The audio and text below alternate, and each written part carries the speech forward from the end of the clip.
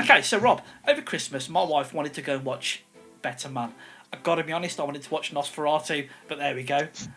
Two very different films. Exactly. Are you a Robbie Williams fan?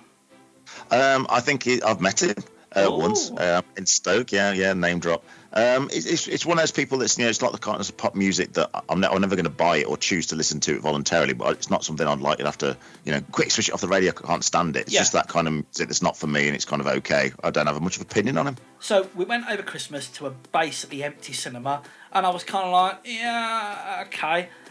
And it's a gimmick. It's the gimmick. It is, what can we do to give this an edge? And the film started, and within about 5 minutes, I was like, okay, I'm in. There's nobody saying, oh my God, why are you a monkey? Doing it like that. It's like Stuart Little. Exactly like that. Exactly like that. And I don't know whether it is because our age group, we grew up at that time. So you've got, Take That, All Saints, Oasis. It was a lot of remembering in there, a lot of, nostalgia in there. I was absolutely blown away by it. It was really good. I was expecting it to be a bit... It's a bit fruity on the language, and nobody really looks like the people they're meant to be. Like Take That don't really look like Take That. Nicole Appleton, who was married to, doesn't look like that. But it's got a lot of style. It's really stylish. So, apart from the fact that the lead character is played by a monkey... Yep.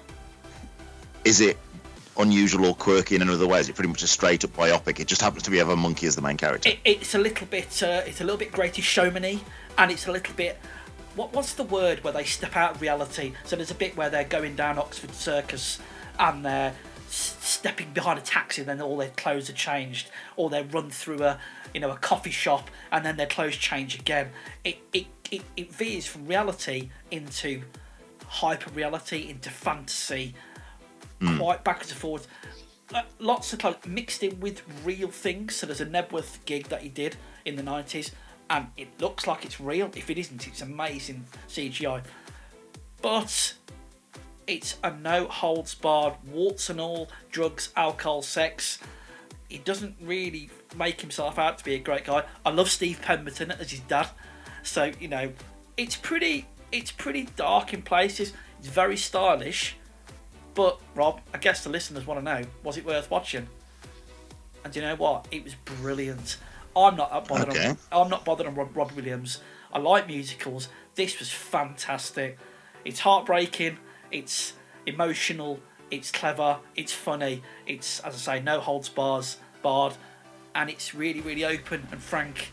And kudos. And I like Robbie Williams more now for watching it. So there we go. So... I'm going to give that a go then. Yeah, give it a watch. Is it worth watching? Yes. 8 out of 10. It was fabulous.